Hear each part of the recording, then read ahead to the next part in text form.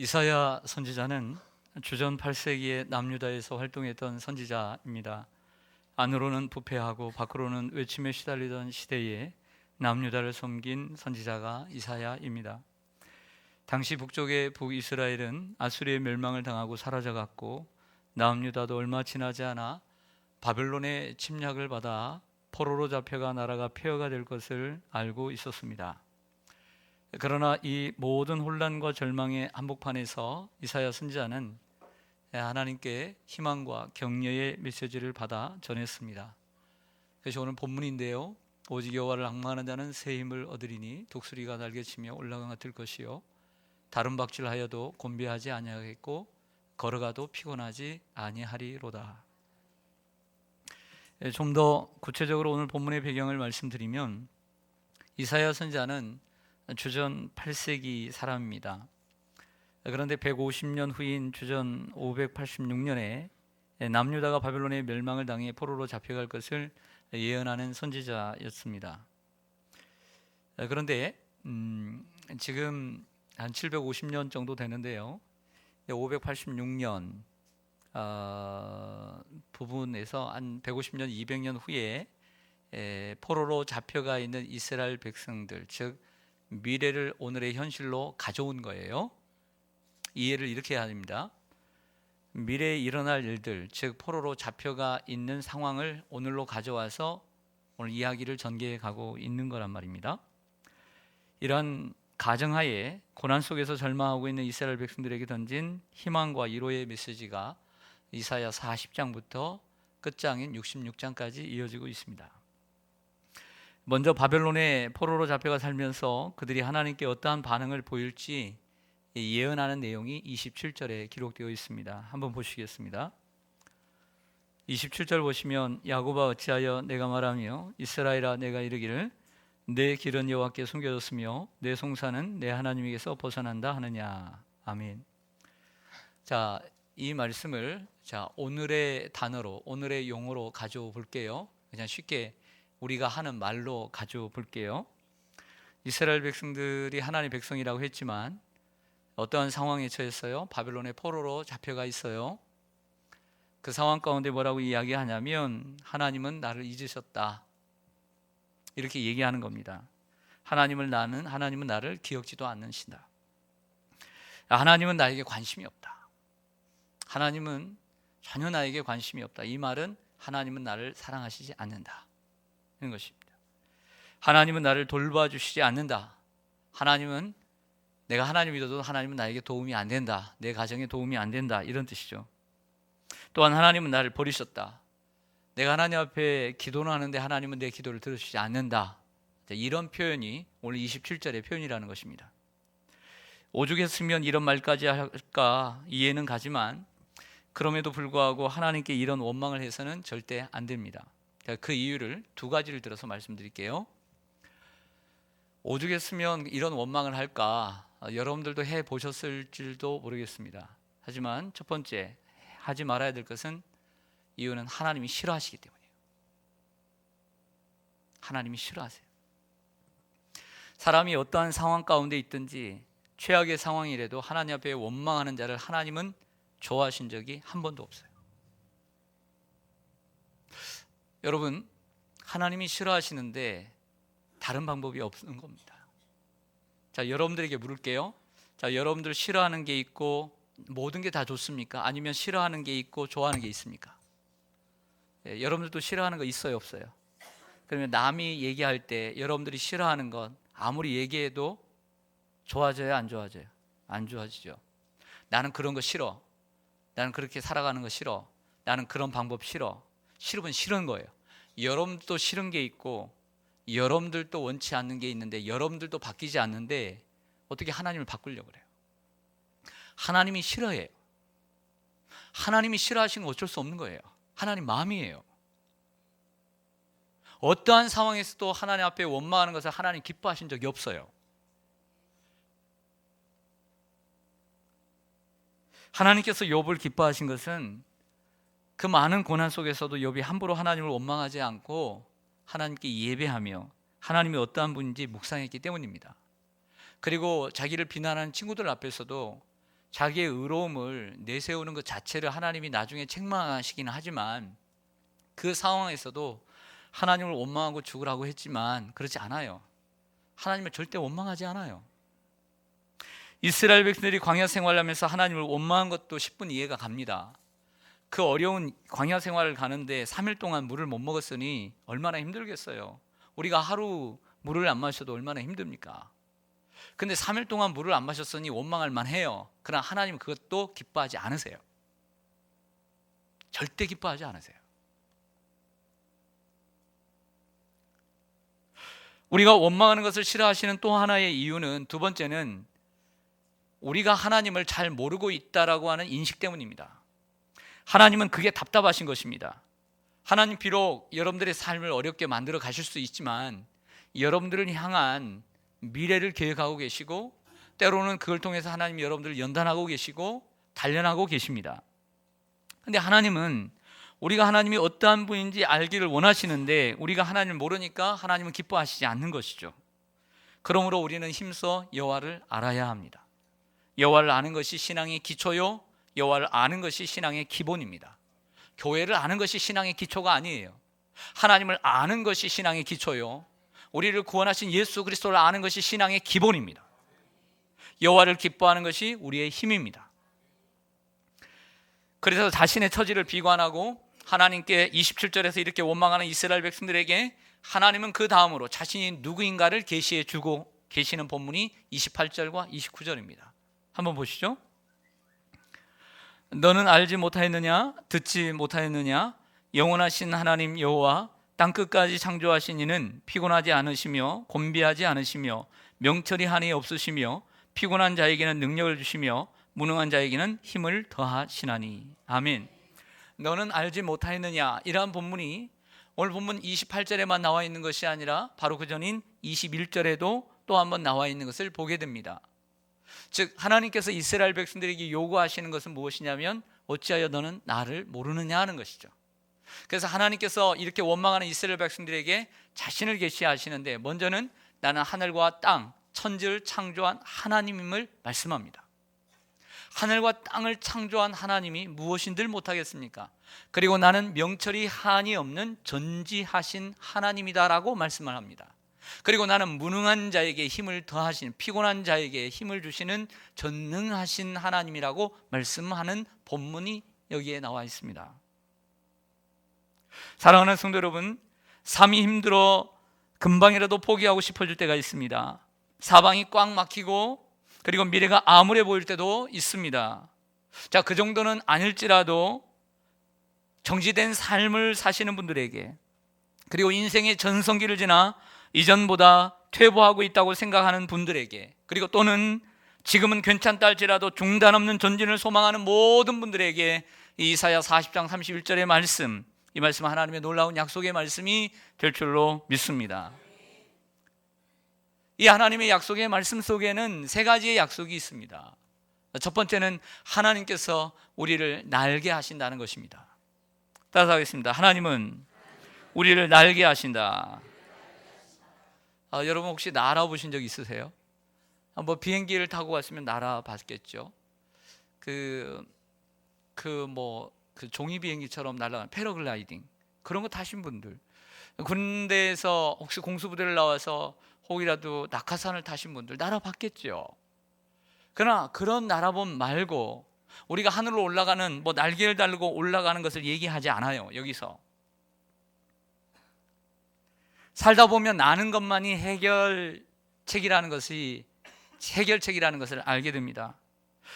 삶의 무게가 너무 크고 방대합니다. 내 삶에 막혀져 있는 장애물이 너무 커서 도저히 뚫을 수가 없습니다. 넘어갈 수가 없습니다. 이때는 나는 수밖에 없는 것이죠. 하나님은 여러분을 괴롭히고 옥조이는 힘겨운 상황 위로 들어 올리실 수 있는 분입니다. 그것은 상황을 무시하거나 잊어버린다는 뜻이 아닙니다. 상황을 뚫고 올라가 하나님의 시각을 얻는다는 것입니다. 독수리가 보통 수킬로로 올라간다고 합니다. 수천 미터까지 올라가서 날개를 치고 올라가죠. 뱅뱅 돌면서. 여러분, 우리가 지상에서 지상의 우리의 삶을 돌아보는 시각과 좀 더 높은 곳에서 우리의 삶을 돌아보는 시각은 전혀 다른 것이죠.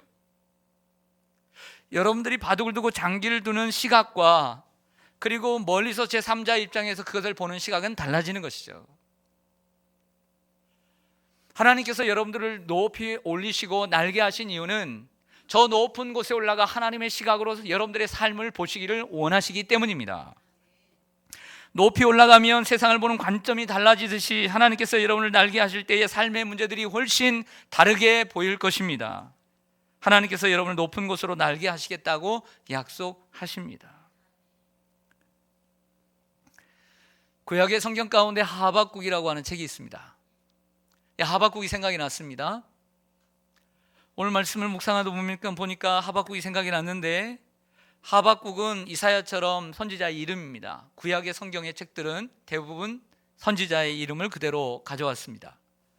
하박국 선지자는 이사야 선지자보다도 더 후대 사람입니다. 740년에 부름을 받은 이사야보다 한참 뒷사람이죠. 600년대 사람입니다. 600년 초에. 그러니까 남유다가 586년에 주전 580년에 멸망을 하는데, 멸망하는 상황, 마지막 이스라엘의 남유다의 모습을 목격을 한 거죠. 정치적으로는 심히 부패했습니다. 외적들이 들어와서 바벨론, 특별히 아수르는 멸망하고 바벨론이 일어나서 계속해서 침략을 합니다. 설상가상으로 농사를 짓는 것마다 잘 되지 않습니다. 무화과 나무와 무성하지 못하고 포도나무에 열매가 없고 감람나무에 소출이 없으며 밭에는 먹을 것이 없고 우리에는 양이 없으며 외양간에는 소가 없는 상황에 이르렀습니다. 하지만 이런 상황 가운데 하박국 마지막 3장에서 기도를 하는데, 그 마지막 부분에서 이런 기도를 하나님 앞에 올립니다. 나는 여호와로 말미암아 즐거워하며 나의 구원의 하나님으로 말미암아 기뻐하리로다. 누구로 인하여? 하나님으로 인하여. 주 여호와는 나의 힘이시라. 나의 발을 사슴과 같이 하사 나를 나의 높은 곳에 다니게 하시리로다. 높은 곳에 다니게 하신다는 거예요. 날개에서 올라가게 하신다는 것입니다. 우리들의 삶의 경제가 어렵고 하는 일마다 되지 않고 취업과 사업의 길이 막혀 있을지라도 우리는 하박국처럼 항상 하나님께 소망을 품고 항상 기도하는 삶이 되어야 될 줄로 믿습니다. 그럴 때 우리는 올라가는 삶, 날아가는 삶이 우리에게 이루어지는 것이죠. 하나님의 약속 두 번째는 여러분을 날게 하실 뿐만 아니라 여러분을 달리게 하십니다. 따라서 하겠습니다. 하나님은 나를 달리게 하신다. 여러분, 달리는 것은 쉬운 일이에요? 어려운 일이에요? 이쪽 분들은 달릴 줄 모를 것 같아요. 100m 달리면 아이고, 달리는 거 힘들어요. 살다 보면 줄곧 달려야 할 때가 있습니다. 우리의 인생은 자동차의 인생이 아닙니다. 우리의 인생은 세발 자전거의 인생도 아니고 두발 자전거의 인생 같습니다. 두 개의 바퀴가 있습니다. 페달을 밟지 않으면 넘어지는 두 바퀴의 자전거처럼 우리의 인생이 그렇게 느껴질 때가 있습니다. 계속 달려가지 않으면 우리의 인생은 무너지고 넘어지고 맙니다. 이처럼 바쁘게 살아갑니다. 쉼 쉴 틈이 없습니다. 지난주에 어떤 권사님의 이야기를 들었습니다. 직장을 다니는 권사님인데 이런 얘기를 하세요. 이 권사님이 하루는 새벽에 많이 아프셔서 제가 병원을 같이 따라갔는데, 가서 만났는데 응급실에서 만났어요. 다행히 몸이 호전돼 가지고 퇴원하셨는데, 몸이 아픈 가운데서도 2주 전에 대구에 가셨다고 그래요. 대구에 왜 가셨나 했더니 조카가 결혼이라 안 갈 수가 없어가지고 다녔는데, 울산에 마침 가까운 어르신이 유독하셔서 거기까지 또 울산까지 갔다가 또 주말에 올라오셨다고 그래요. 그런데 이분이 또 직장을 다니는데 금요일 날 이런 얘기를 하세요. 뭔 얘기를 하냐면, 그 지난주에 울산에 다녀왔던 어르신이 돌아가셨대요. 그래서 그 장례에 참여하기 위해서 금요일 날 내려갔다가 또 토요일 날 올라오신다는 거예요. 얼마나 피곤합니까? 참으로 우리의 인생은 피곤합니다. 어떤 집사님의 이야기를 그제 들었습니다. 이 집사님은 큰딸로 인해서 큰딸에게 일이 생겨 3개월 동안 큰딸과 가정을 돌보았다고 합니다. 거기다 작은딸이 지방으로 직장을 얻어가면서 작은딸을 챙기느라 자신을 돌볼 틈이 없었습니다. 자신을 돌봐야 되는 상황인데 남편까지 많이 아파서 9일 동안 먹지 못하고 금식하며 병원 생활을 해야 했습니다. 참으로 바쁘고 피곤한 인생입니다. 어찌 이런 권사님과 집사님 뿐이겠습니까? 이른 아침 직장에 출근해 밤늦게까지 야근하며 쉼없이 달려가는 성도님들도 많을 것입니다. 늘 잠이 부족하고 운동할 시간조차 담임 목사가 공식적으로 얘기하면서 종합검진 받으라 했지만 종합검진 받을 시간조차 내지 못해 체력이 바닥인 분도 있을 것입니다. 피할 수 없게 즐기며 살아가긴 하지만 그런 날이 계속 반복되고 있습니다. 달려가는 인생, 쉬지 못하는 인생, 그러한 인생들에게 오늘 하나님이 약속하십니다. 내가 달려가도 다른 박질하여도 곤비하지 아니하리라. 이러한 축복이 있기를 간절히 소망합니다. 하나님은 세 번째 약속을 우리에게 주십니다. 하나님 우리를 걷게 하십니다. 따라하겠습니다. 하나님은 나를 걷게 하신다. 마지막에 이렇게 말합니다. 걸어가도 피곤하지 아니하리로다. 우리가 보통 이렇게 생각합니다. 나는 게 있고 달리는 게 있고 걷는 게 있습니다. 자, 걷는 것입니다. 나는 게 쉽습니까? 걷는 게 쉽습니까? 걷는 게 쉬울 것 같아요. 그러면 달리는 게 쉽습니까? 걷는 게 쉽습니까? 걷는 게 쉬울 것 같아요. 그래서 여러분들 하루에 1시간씩 걷습니까? 그것도 못 하잖아요. 일주일에 3일은 꼭 이틀에 한 번씩 유산소 운동을 해야 된다. 그래서 걸어야 된다라고 알고 있지만 적어도 하루에 30분씩 걸었으면 좋겠다라고 생각하게 되지만 꼭 그렇게 걸으는 분이 그렇게 절반도 안 되잖아요. 걷는 게 그렇게 쉬운 거라면 이렇게 안 걸으세요. 걷는 것도 생각보다는 어렵습니다. 때로는 나는 것보다 달리는 것보다도 어려운 것이 걷는 것입니다. 하루 종일 걷는다고 생각을 해보세요. 이스라엘 백성들이 광야에서 매일 걸었습니다. 걷는 것은 쉬운 일이 아닙니다. 매일 똑같은 일상을 반복하며 살아가는 것은 피곤한 일입니다. 매일 새벽 4시에 일어나 4시 반에 일어나 혹은 새벽 기도를 나오고 아침 일찍 출근하는 남편을 뒷바라지하고 자녀들을 깨워 어린이집이나 학교나 직장에 보내는 일, 아침을 준비하고 저녁을 준비하고 빨래하고 빨래 걷고 빨래 개고 빨래 넣고 청소하고 방 닦고 설거지하고 거기다 직장까지 다니는 여성분들은 자기만의 시간을 갖기가 힘이 듭니다. 그러다 감기라도 들라치면 모든 것이 귀찮아지지만 어쩔 수 없이 그 삶을 계속해서 갑니다. 거기에 멈추면 괜찮은데 설상가상으로 심각한 가정의 문제, 경제의 문제, 삶의 문제를 만나게 되면 모든 것을 포기하고 싶어지는 우울증에 걸리기도 합니다.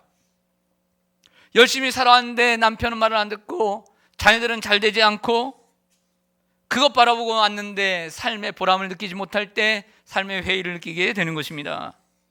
누군가는 얘기합니다. 나는 하루하루가 너무너무 행복하다고. 그렇죠. 누군가에게는 하루하루가 행복의 연속일 것입니다. 그러나 이러한 사람에게는 행복의 연속이 아니라 피곤의 연속인 것입니다. 열왕기상 19장에 나오는 엘리야가 생각이 났습니다. 엘리야, 정말 이략 불의 선지자로 갈멜산에서 바알 선지자들과의 대결에서 승리한 멋진 선지자입니다.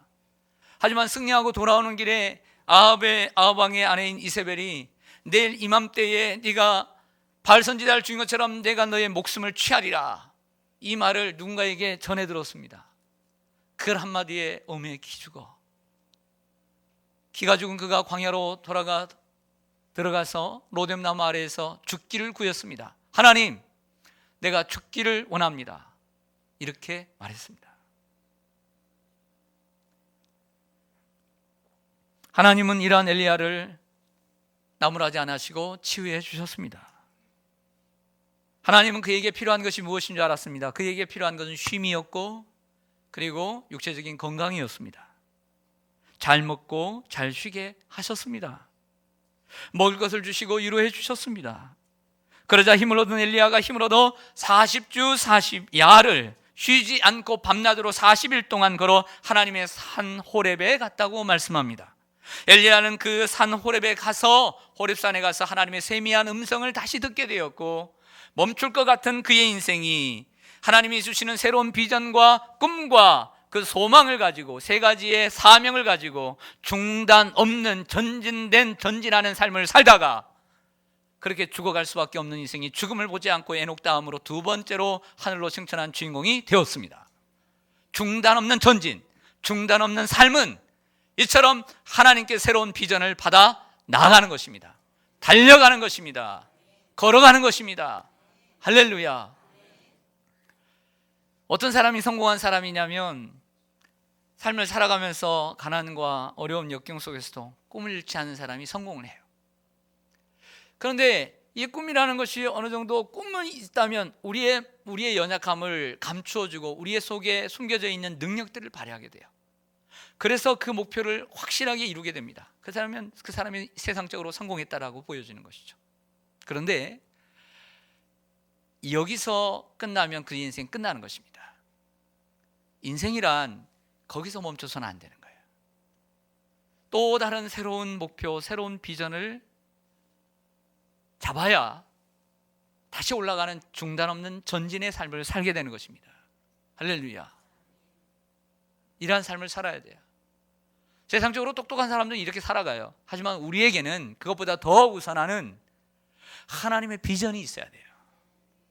우리가 삶을 살아가는 변치 않는 삶의 비전, 어떤 목표를 이루더라도 그 목표보다 더 큰 비전, 즉 하나님 나라의 복음을 전하는 일에 있어서 이 모든 것들을 통해 하나님 앞에 영광 올려드리는 비전이 있어야 할 줄로 믿습니다. 하나님은 엘리야의 몸과 영혼의 상태를 알고 계시듯 여러분의 상태도 알고 계십니다. 여러분의 필요도 잘 알고 계십니다. 그래서 하나님은 여러분에게 날마다 걸어가도 피곤하지 않는 힘을 주시겠다고 약속하고 있습니다. 할렐루야. 하나님은 이처럼 우리를 날게 하시고 그리고 달리게 하시고 그리고 걷게 하시는 분인 줄로 믿습니다. 다만 여기서 중요한 것이 하나 빠져 있잖아요. 제가 여러분들에게 계속 이야기하고 있지만 오늘 본문에서 중요하게 생각하는 부분을 제가 오늘 이야기하지 않고 오늘 말미에 두었어요.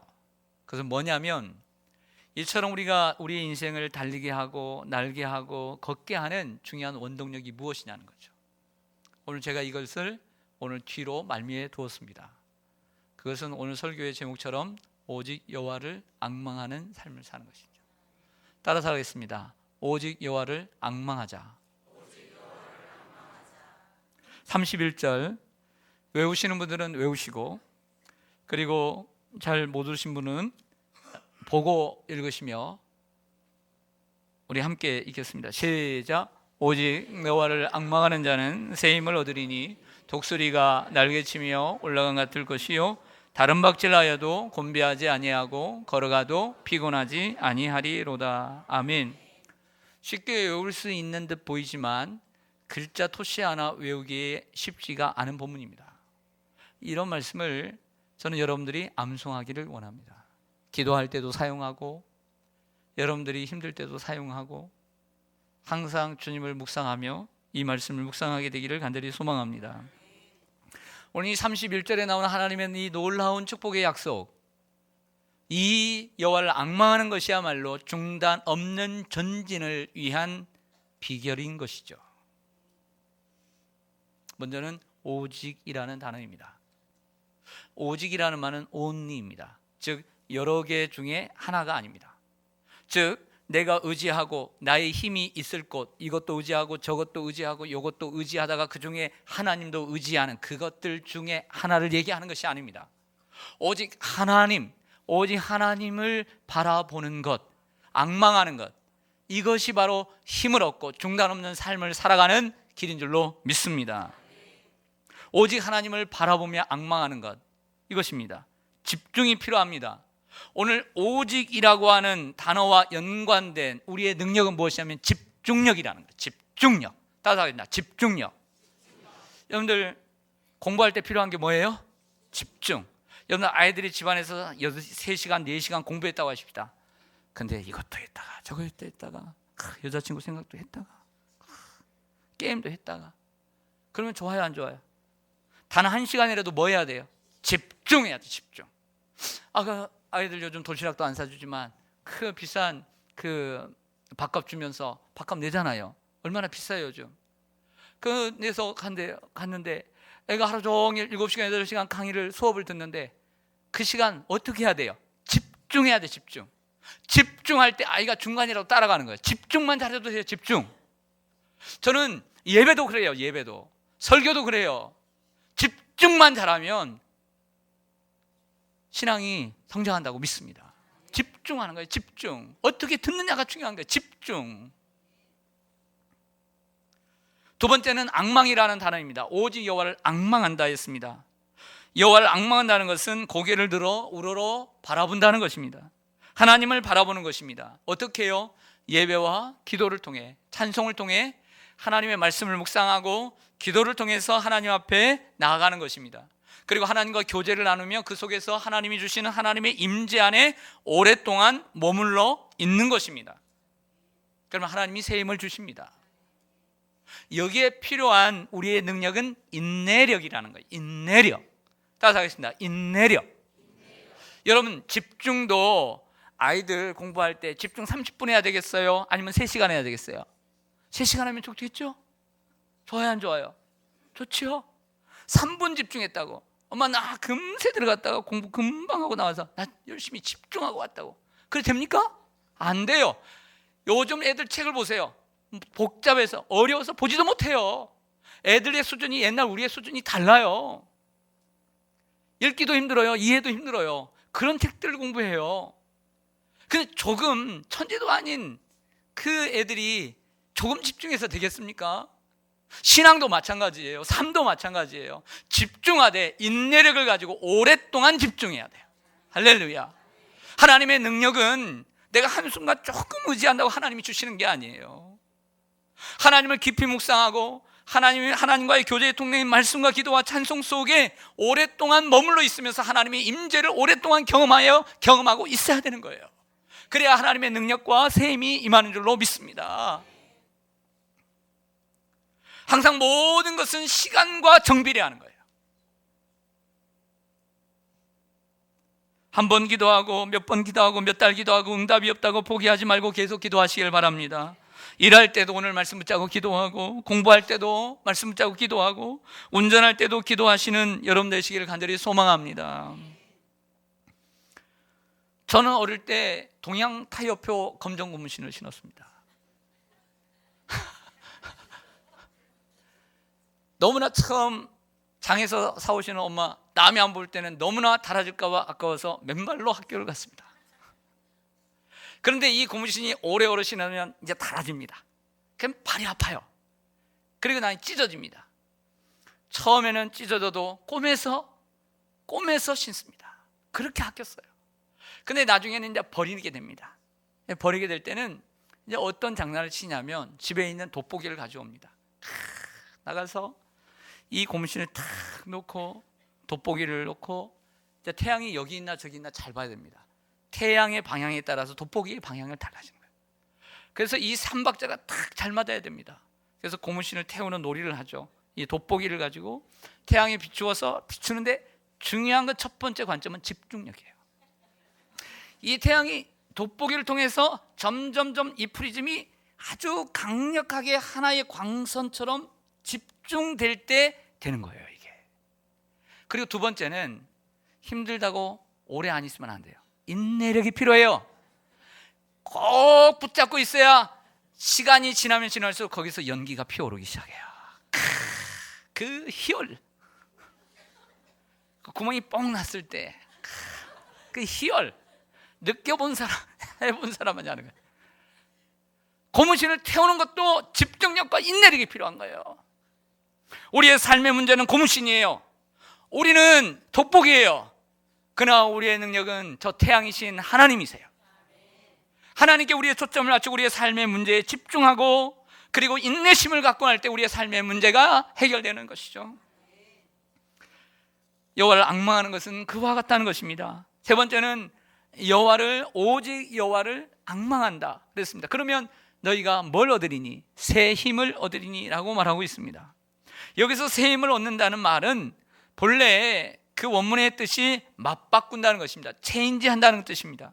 다시 번역하면 오직 여호와를 앙망하는 자는 그 새로운 새 힘과 맞바꿔지리니 라는 뜻입니다. 우리의 힘을 그분의 힘으로 맞바꾸는 것입니다.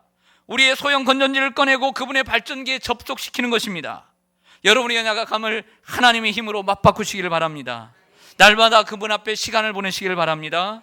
여러분에게 놀라운 변화가 일어날 줄로 믿습니다. 오직 여호와를 앙망하십시오.